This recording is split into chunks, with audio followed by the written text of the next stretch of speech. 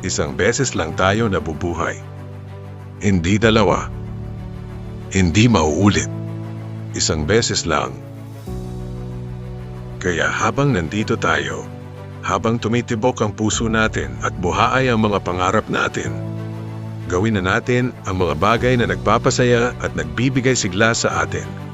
Maglakbay. Simulan ang negosyo. Magmahal. Magpatawad. Sumubok.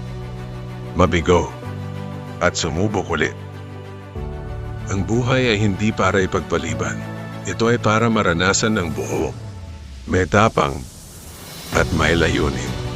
Hindi natin alam kung gaano tayo katagal dito. Pero alam natin na may araw tayo ngayon. Kaya wag nang maghintay. Gawin mo na habang kaya mo pa.